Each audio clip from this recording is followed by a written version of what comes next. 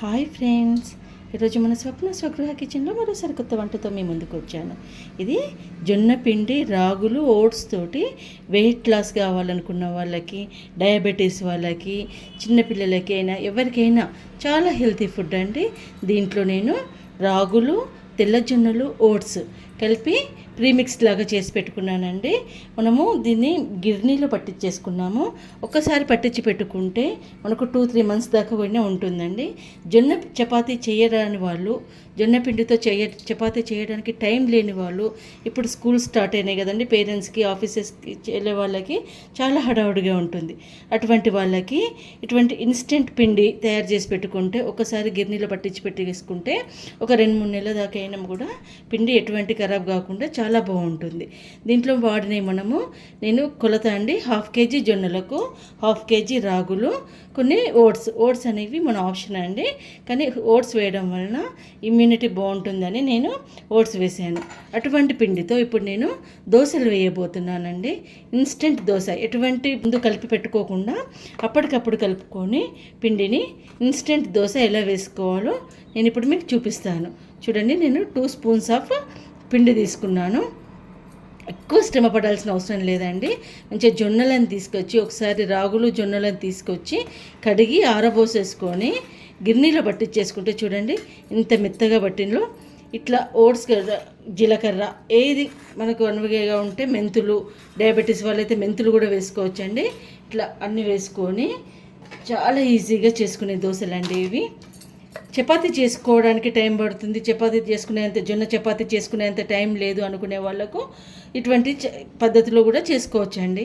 ఇప్పుడు నేను ఇందులో కొంచెం ఉప్పు వేసాను, కొంచెం కరివేపాకు, తర్వాత చిన్నగా తరిగి పెట్టుకున్న ఆనియన్,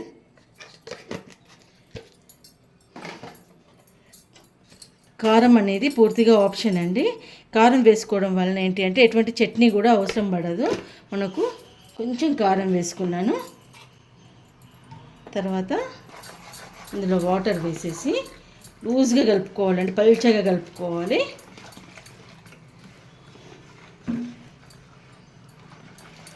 ఒక 2 నిమిషాలు ఈ పిండి అంతా నీళ్లు పీల్చుకునేటట్టు 2 నిమిషాలు ఇట్లా కలుపుకొని పక్కకు ఉంచుకోవాలి.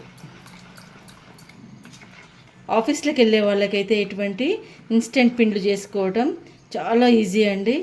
ఎప్పుడంటే అప్పుడు ఎవరైనా గెస్ట్లు వచ్చినా కూడా టక్కున దోశ వేసి ఇవ్వచ్చు. మనకైనా ఆకలినప్పుడు ఒక దోశ వేసుకొని తినవచ్చు. పిల్లలకైనా స్కూల్ నుంచి రాగానే ఇటువంటి హెల్తీ ఫుడ్ పెట్టడం వలన ఈ జంక్ ఫుడ్కి దూరంగా ఉంటారండి. చూడండి, ఇట్లా కలుపుతూ ఉండాలి. చూడండి, ఈ కన్సిస్టెన్సీ వచ్చేదాకా కలుపుకోవాలి. మన దోశ పిండి కంటే కొంచెం పలచగానే ఉండాలండి. ఇలా ఇప్పుడు పెంక పెట్టుకోవాలి. చూడండి, ఇలా పెంక పెట్టుకుని, పెంక వేడైనాక కొంచెం ఆయిల్ రాసుకోవాలి. పెంకకి ఇలా ఆయిల్ రాసుకోవాలి. బాగా వేడి కావాలండి పెంక అనేది. తర్వాత దోశ వేసే ముందు పిండిని ఎప్పుడైనా ఇట్లా కింద నుంచి పైకి ఒకసారి కలుపుకోవాలండి. ఎందుకంటే పిండి అంతా కింద ఉండిపోతుంది, పై నీళ్ళు పైకి వేరుకుంటాయి. ఒకసారి కలుపుకొని ఇలా దోశ వేసేసుకోవాలి.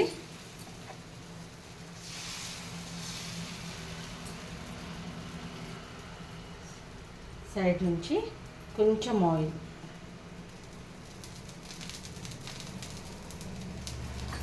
వేసేసుకొని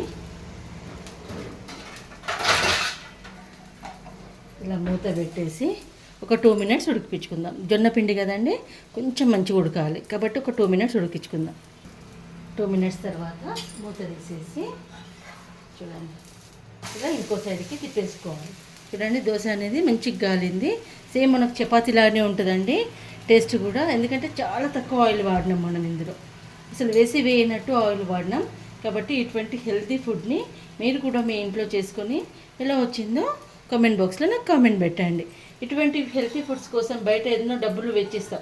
మనం ఒక్కసారి కష్టపడి పిండి పట్టించుకున్నామంటే మన ఇంట్లోనే ఎప్పుడు కావాలంటే అప్పుడు హెల్తీగా జొన్న దోశలు వేసుకోవచ్చండి. నా వంటలు నచ్చితే నా ఛానల్కి లైక్, షేర్ అండ్ సబ్స్క్రైబ్ చేసి నా ఛానల్కి ఫాలో కండి. ఇటువంటి హెల్తీ ఫుడ్స్ ఎన్నో నా ఛానల్లో రెసిపీస్ ఉన్నాయండి. Thank you.